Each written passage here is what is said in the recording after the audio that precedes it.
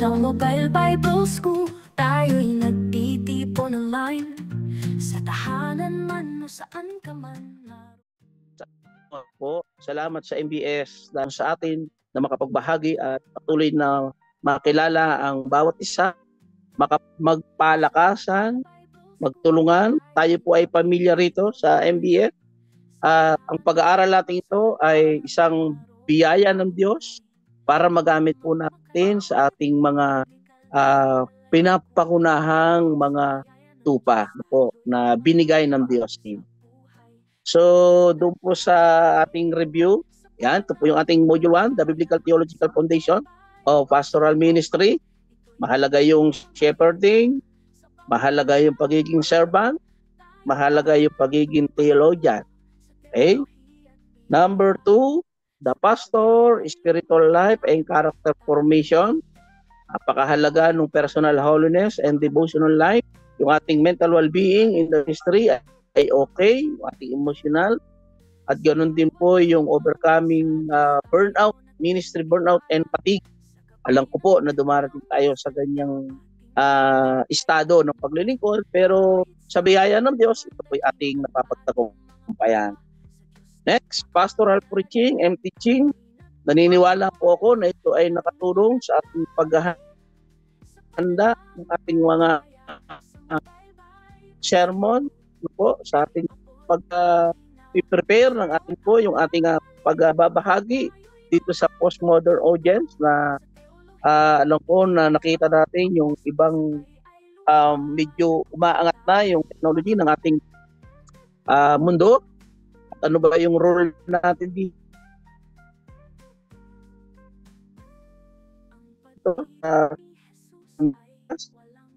ng salita ng ating Panginoon. Next, yung shepherding and pastoral care, soul care, paano mag-counsel, paano mangalaga ng mga kaluluwa doon po sa ating mga pinagpapastoran.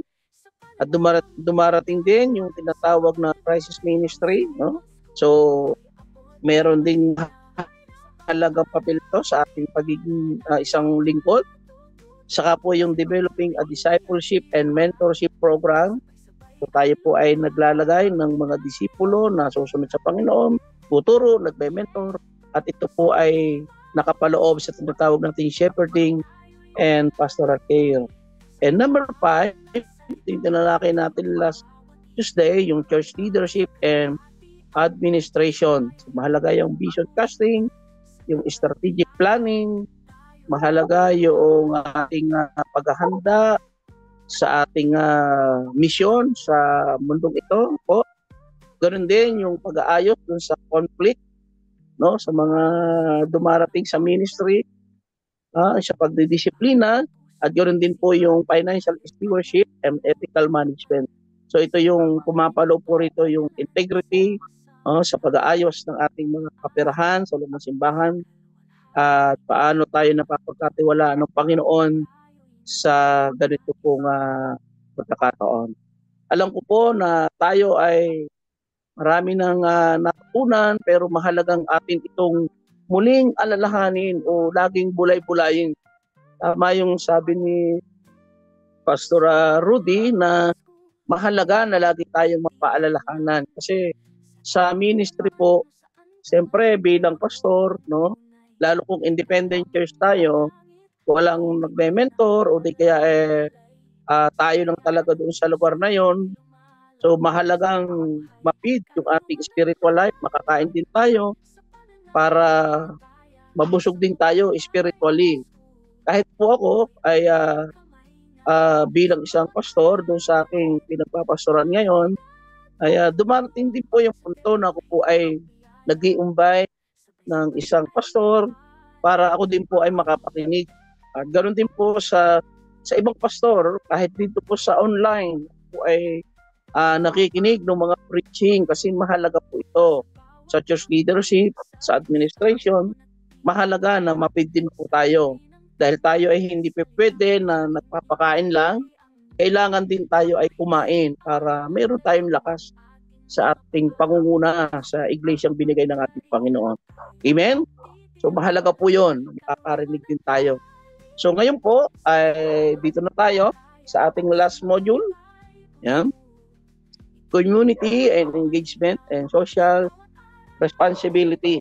So ano po ba itong community engagement and social responsibility?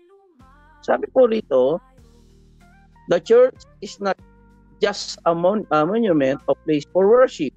It is a movement, a living body called to make an impact beyond walls. So as a pastor and ministry leader, we are entrusted with a mission that extends into our communities. So meron tayong gagawing o meron tayong gagampanan sa komunidad na ito, calling us to stand for justice, serve the marginalized, and engage the world with the unchanging truth of God's Word. So ito yung ating aim, ito yung ating objective, no? Na madala natin ang salita ng Panginoon, ang salita ng katotohanan sa mundo ito, no? At makapagsilbi tayo sa loob ng simbahan, sa labas ng simbahan, doon sa mga tao na nakakaranas noong mga pagkakataon sa buhay nila na para nila ay hopeless na, wala nang pag-asa. So in this module, we will explore how the church can be an active force for social justice, how pastors can use technology responsibly for ministry, and how church planting remains a vital strategy for expanding God's kingdom. So itong tatlong ito, kailangang maunawaan natin dahil ito po yung ating trabaho ngayon, yung sinasabi dito na expanding God's kingdom. So these are not just a modern challenges but biblical imperatives that require wisdom. Mahalaga yon. Kailangan natin humingi sa Panginoon ng kaalaman and courage in a deep commitment to God's call. So sabi nga natin, may this study inspire us to be faithful stewards. So sa pagtatapos natin dito, makita natin kung ano talaga yung ating kalagayan sa harap ng Diyos at matagpuan tayo na ma-inspire tayo nitong pag-aaral para maging isang mabuting katiwala. Defender of the oppressed, yan, mahalaga yan, and wise digital evangelist. Sa gagamitin na natin yung ating social media, no po, and bold church planters who leave a lasting impact for Christ. So, napakahalaga po nito mga kapatid dahil tayo bilang pastor ay may pagkakataon na makilahok sa lipunan ito sa pagiging aktibo sa mga gawain at proyekto sa lipunan at pagtanggap ng responsibilidad sa pagtulong sa mga nangangailangan sa lipunan, pagpapakita ng malasakit at saka yung love dito sa mga tao na ito. So tinawag tayo ng ating Panginoon, meron tayong gagawin, meron tayong i-impart sa mundong ito. Hindi lang tayo tinawag ng Panginoon sa loob ng church, tinawag din tayo ng Panginoon bilang pastor sa labas ng simbahan, dito sa ating komunidad. Paano natin madadala yung mabuting balita na hindi ma-compromise yung ating pananampalataya o salita ng ating Panginoon. So, the pastor role in social justice and advocacy. Sabi dito, ano ba yung ating role sa social justice? So, napakahalaga na makita natin yung ito kasi ay binabanggit lagi sa aspeto ng buhay, yung katarungan. Madalas banggitin ito sa Biblia. Ito ay tumutukoy sa paggawa ng tama sa lahat ng aspeto para sa kapakanan ng iba. Number 1, justice as a biblical mandate. So, ano ba itong sinasabi o tumutukoy sa ating binigay ng ating Panginoon na trabaho bilang isang pastor dito sa ating komunidad, na maaring makikita natin ito po ay tumutukoy doon sa paggawa ng tama at makatarungan ayon sa salita ng ating Panginoon. So, doon po sa Old Testament, ang paggawa ng katarungan ay pinapahalagahan ng Panginoon. Sabi doon sa Proverbs 21:3, kaysa handog, mahalaga sa harap ng Panginoon yung pagkalinga o paggagawad ng katarungan doon sa mga aba. Po. At doon sa New Testament, may sinabi si Jesus doon sa Matthew 25, verse 31 hanggang 46 na itinuro ni Jesus yung kahalagahan ng pag-ibig at pagtrato sa kapwa. Mahalaga yung pagmamahal. No? So ito po bilang pastor, hindi lang tayo tinawag ng Panginoon sa loob ng simbahan. Kailangan madala rin natin ito sa labas ng simbahan. Judging righteously according to God's standard. Sabi dito, the Bible emphasizes the importance of righteous judgment, urging leaders to make decisions aligned with divine principle rather than personal biases. So ang Biblia lagi niyang ini-emphasize sa atin yung kahalagahan ng makatuwirang paghatol na bilang mga leader gagawa tayo ng desisyon na naka-align, sabi dito, doon sa divine principle ng ating Panginoon kaysa doon sa personal nating biases. So, ang pastor ay tinawag, pastor are called to embody this standard, ensuring that their judgment reflects God's justice and fairness. So, napakahalaga po pala ng ating trabaho ano po, sa mundong ito. Ito ay tumutukoy sa paggawa ng tama at paggagawad ng katarungan ayon sa turo ng Biblia na ipinapakita dito na mahalaga, no? At paggawa ng desisyon na walang kinikilingan. So binibigyan din ng Biblia ang kahalagahan ng makatarungan na paghatol na hinihimok ang mga leader na gumawa ng mga desisyon na naaayon sa prinsipyo ng Diyos. No po. So dito meron tayong halimbawa si Haring Solomon doon sa 1 Kings chapter 3 16 to 18. Alam ko po na alam natin to. Ito yung karunungan na hiningi ng Panginoon upang malaman ang katotohanan at makagawa ng tamang desisyon.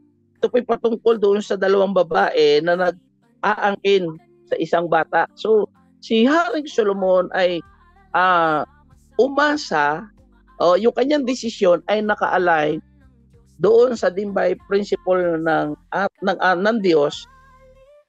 Pinakita niya doon yung divine principle na salita ng ating Panginoon kaysa doon sa kanyang personal na pagkaunawa. Kaya bilang isang lingkod ng Diyos ay na ibigay ni Haring Solomon yung magandang desisyon na lumutang yung talagang katotohanan. Kaya sabi dito na ensuring that their judgment reflect God's justice and fairness. No? So tinawag tayo, ang pastor ay may tungkulin na ipakita yung pagiging patas na paglilingkod, pagpapasya at maging ehemplo ng integridad at katarungan. So ito po, napakahalaga. Ito yung ating role dito sa ginagalawan nating mundong ito na kailangang makarating yung tinatawag nating divine principle na naka-align, no, sa ating pagdedesisyon na galing sa ating Panginoon. Sunod, yung joining effort to defend the marginalized. Ito yung sinasabi ni Jesus na kailangang ating kalingain, no, yung mga aba. So ang Biblia, Scripture consistently highlights that concern for the oppressed and marginalized. So si God, no, na ang concern niya talaga lagi ay yung maipakita, no, na ang Diyos ay concerned sa kanilang kalagayan. At bilang pastor, sabi dito, pastors play a pivotal role in advocating for this individual, aligning with biblical teaching that call for the defense of the vulnerable by actively engaging in social justice initiative. So pastor demonstrate the church commitment to embodying Christ's love and compassion. So magbibigay tayo o mag-i-impart po tayo ng mga aktibidades no po na makakatulong doon po sa mga tao, hindi lang sa mga mananampalataya, no? Pati rin po doon sa hindi mananampalataya na tayo ay makapag-ambag, no? Makagawa noong isang initiative na pamamaraan para maiparating natin, maipakita natin na ang simbahan ay meron ding hangarin o may commitment tayo na maiparating sa kanila yung Christ love and compassion sa pamamagitan ng mga activities na naka-align doon sa salita o nais ng ating Panginoon. So ang Diyos ay may malasakit sa mga tao at nais niyang tayo ay maging boses nila sa lipunan ito. So hindi lang pala tayo gagamitin ng Panginoon sa loob ng church para magturo lang sa loob ng church. Dadalhin din tayo ng Panginoon dito sa labas para gumawa ng tinatawag na advocacy o kaya yung tinatawag nating social justice initiative. No, kailangang makarating ito sa kanila. Hindi lang masabi, pangloob lang sila ng simbahan.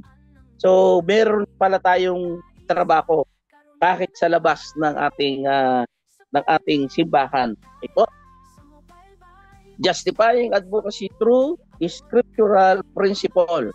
So, advocacy within the church find its foundation in scripture. So, laging nakabase sa salita ng Panginoon na ang pundasyon talaga ng ating advokasya ay galing sa salita ng Diyos. So, Pastor can draw upon numerous biblical passages that underscore the importance of justice. Ipapakita natin to na magbabahagi tayo ng mga biblical na mensahe para makita nila na may hustisya, may awa, may kababaan. By grounding their advocacy in this principle, they ensure that the effort resonate with the core tenets of the Christian faith. Na makita nila na may taguyod natin, no, makapag-ambag tayo ng mga prinsipyo ng pananampalataya o pagpapahalaga sa salita ng Diyos ng bilang gabay doon sa pagdidesisyon at maipakita natin na hindi may isang tabi at maipakita yung ating tinatawag na Christian faith o buhay na pananampalataya. Ito patungkol sa pagtataguyod ng advokasya sa simbahan na nakabatay sa salita ng Diyos at sa pagpapakita ng katarungan at kababaang loob doon sa ating mga gagawin. So, mahalaga po ito mga kapatid na maramdaman nila na tayo ay mag-aambag dito, maipakita natin na yung ating pananampalataya o yung pagiging leader natin ay masabi sa mundong ito sa pamamagitan ng salita ng ating Panginoon. Ito yung ating foundation po na maabot ng mga pastor yung nasa tinatawag nating social justice and advocacy. Number 2, justice as a church commitment. Sabi dito, journeying alongside the oppressed, the church is called to walk in solidarity with those who suffer injustice. This involves more than passive support. It requires active participation in the struggle of the oppressed, offering both spiritual guidance and tangible assistance. Ito po yung maiparating natin sa kanila na tayo bilang nasa simbahan ay may mahalagang papel na gagampanan sa pagtataguyod ng katarungan at pagmamahal sa ating kapwa. Na sinasabi natin na ito'y pagpapakita ng love o pagpapakita po ng malasakit sa ating limpunan. So ang simbahan ay tinatawag na maging kasangga o tagapagtanggol o pagpapakita ng mahusay na pamamalakad at pangangasiwa sa loob at labas ng simbahan. So tinawag tayo dito sa trabahong ito para may parating natin sa kanila yung ating pagkalinga. At importante na maramdaman nila na tayo ay handang magbigay ng spiritual guidance and assistance. Kaya nga po sa ministry, no, hindi lang talaga puro spiritual po. Kaya kailangan talaga kasama din natin yung bulsa, kailangan kasama din talaga yung ating kung may yaman tayo o may kaperahan tayo, kasama talaga ito para maramdaman talaga nila na ang simbahan ay hindi pang born again lang, kundi ito ay para din doon sa mga tao na hindi talaga nakakilala sa Panginoon. Yun ang ating misyon. Yung hindi lang para doon sa mga mananampalataya na, kundi para din po doon sa hindi pa mananampalataya. Okay? Jump-starting church initiative for social change. So, initiating programs that address social issues is tied churches to live out justice. So, mahalaga na magbibigay simbahan ay makapagbahagi ng mga project o programa na maglalayong makatulong sa pagbabago at pag-unlad ng ating society. So sabi dito, this initiative can range from community outreach program to partnership with organizations dedicated to social reform. Such efforts not only aid those in need but also serve as a testament to the church dedication to social transformation. So pwede tayong mag-ambag ng mga programa na makakatulong sa ating society po. So sabi dito ay pwede tayong magbigay po ng mga pag-ambag na programang ito. Ito kasi ay outreach program talaga no. Makikipag-partner tayo doon sa mga organization na dito dati na dedicate talaga yung mga pastor na maabot na po. So alam ko marami sa atin ay may mga program na sa labas ng simbahan. Isa po diyan yung pagbibigay natin ng inisyatibo sa feeding program. Yan po yan, no? Yung nakakatulong to at nakikita nila talagang ang simbahan na to ay dedicated talaga na magkaroon ng transformation yung ating bayan. So isang malaking bagay po yan kung tayo ay makikipag-unite doon sa mga organization gaya dito sa labas ng church, sa barangay, no? Mag-o-offer tayo noong mga activities kagaya ng feeding program na binanggit ko, no? Para maabot po yung mga kabataan. So mahalaga yon. Kasi kami po, meron po kaming ginawa na activities, no? Meron kaming ginawa na pagpapakain doon sa mga kabataan o sa bata. Meron din kaming feeding program sa mga buntis, po, na may parating sa kanila na mahal sila ng Panginoon at sa ganung pamamaraan ay maranasan nila yung pagmamahal ng ating Panginoon na ang church pala ay hindi lang para sa kanila yung dedikasyon na mabago ang tao, kundi kasama pala kami doon. So mahalaga po itong initiative for social change. Joining hands with community organization for outreach, collaboration, amplify the impact of social justice effort by partnering with local organization churches can pool resources, share expertise, and extend the reach within the community. So this partnership exemplify the unity and collective action encouraged throughout this school. No? So ito po yung binabanggit ko kasi kapag naramdaman nila sila mahirap na lumapit sa atin dahil nagbigay tayo, nag-offer tayo ng mga resources. So ang tayo bilang mga pastor, hindi lang tayo nakaba doon sa loob ng ating simbahan. Meron tayong importanteng trabaho sa labas, no po? Importante tayong trabaho diyan na atin pong maabot sila, no? Minsan yung iba ang ginagawa nilang resources o activities yung sport yan. Mahalaga po yan. No, makakatulong po yan sa ating society, no po. Kaya dito ay pinapakita po dito na tayo ay ang church ay mayroong commitment na mabago talaga ang ating mundo sa pamamagitan ng salita ng ating Panginoon.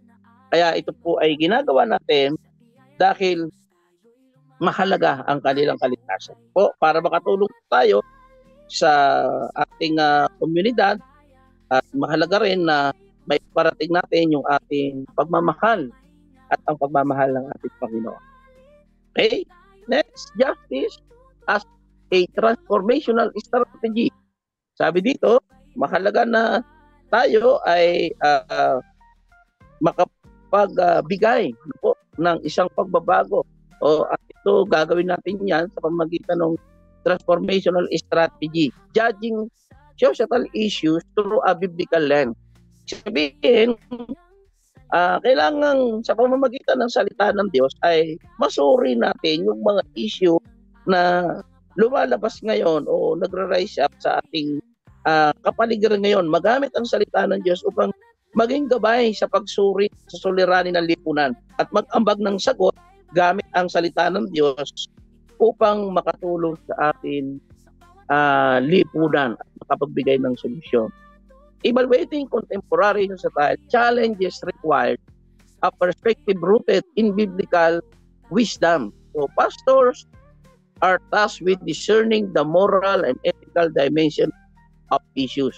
So ito, napakahalaga ito, no po? So hindi ganun kadali. May mga challenges to. At guiding their congregation to respond in ways that reflect Christian values. So ito, ating hihimukin yung ating mga kapatid sa Panginoon na makasagot tayo, makaresponse tayo, no, makatulong tayo na maipakita yung Christian values sa labas ng simbahan. At kailangang meron tayong malalim na pananaw at malalim na kaalaman. Ito po ay hindi ganun kadali yung mga challenges na to. So kailangan itong balansehin, kailangan nating alamin yung nangyayari o mga issue dito sa ating society. Kaya po mahalaga yung ating papel sa ating kongregasyon na sila'y madala rin natin na isama at maituro rin sa kanila paano tayo magre-respond in a way that reflects Christian values. Juggling advocacy with spiritual responsibility. Po, sabi dito, balancing the roles of spiritual leader and social advocate can be challenging. No? So yan, hindi po madali po yung meron tinatawag na spiritual leader and social advocate. No? So, hindi ganun kadali ito. Kailangan mabalansin po natin ito. And pastor must navigate this dual responsibility. Kanya itong matansya o mabalanse, ensuring that their advocacy effort do not overshadow their primary mission of spiritual guidance but rather complement and enhance it. So ito po ay mahalaga na sa buhay spiritual at yung patungkol sa pagiging advokasya sa labas ng simbahan ay mapahalagahan natin yung isang buhay na kung saan ay tinawag tayo ng Panginoon sa dalawang uri na ito. Po, kailangan yung leader ay hindi, sabi dito ay ensuring that their advocacy effort do not overshadow their primary mission of spiritual guidance but rather complement and enhance it. Kailangan may ayos pa at mapagbuti yung ating trabaho bilang isang lingkod ng ating Panginoon. At pakita natin yung spiritual responsibilities natin bilang isang pastor ay naroroon, no? Maiparating sa kanila na tayo ay makakatulong sa pagbabago ng ating lipunan. Joyfully fulfilling God's call for justice and righteousness. So engaging in social justice work is not merely a duty but a joyful response to God's call. So hindi naman natin trabaho talaga yan, pero ito po ay isang kagalakan natin na tinawag tayo ng Panginoon dito.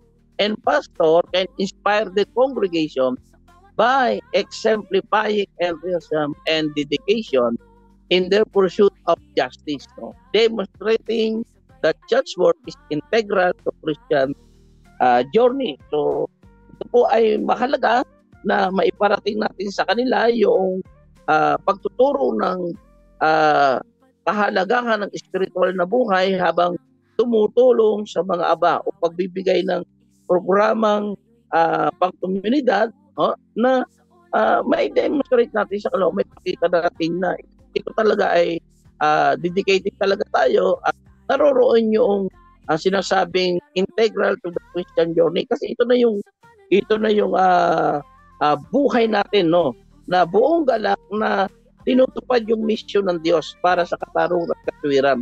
So, sa lipunan at sa simbahan, ang pakikilahok sa gawang panglipunan ay hindi lang obligasyon, kundi isang masayang pagsunod sa Diyos o pagpapakita ng isang pagmamahal sa lipunan at isang masayang pagkabahagi ng kakayanan ng isang pastor dito sa ating lipunan. Kaya ang ganda po, ang trabaho pala natin talagang malawak yung scope ng trabaho ng isang pastor po. Paano natin to madadala ng maayos sa labas ng simbahan, even doon sa loob ng simbahan, na maipakita talaga natin na ito'y naka-align doon po sa salita talaga ng ating Panginoon. At yung pagiging mahabagin, no? Pagbibigay ng katarungan, no? Paglingap sa mga aba, no? Kasi mahalaga yung papel natin na maramdaman nilang ang Diyos talaga ay nagmamahal. Ang Diyos talaga ay kumakalinga. Tayo yung boses ng lipunan ngayon. Kailangan magsalita tayo, sabihin natin na ang Diyos ay concerned po. Siya po ay may malasakit sa tao. Hindi lang sa bagay na hindi inaasahan, kundi sa buong buhay natin, ang Diyos po ay nagmamalasakit at ang Diyos ay nagmamahal doon sa mga hopeless, doon sa mga tao na wala pong pag-asa, at tayo yung boses ng komunidad na ating ginagalawan. Kaya po yung pakikipag-engage po sa community natin ay mahalaga po yan para masabi ng lipunan na pastor pala hindi lang pang loob ng church, kundi pwede rin pala silang magamit sa labas ng simbahan. Ito po ay blessing din sa kanila na makita nila na yung pastor ay willing na makipag-participate, na hindi na i-compromise yung kanyang faith o yung salita ng Diyos, but cause ito yung maging way na madala sila sa ating Panginoon.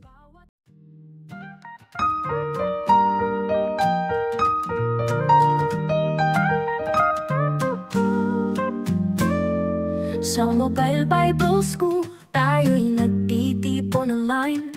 Sa tahanan man o saan ka man, naroroong tunay kaalamang makalangit.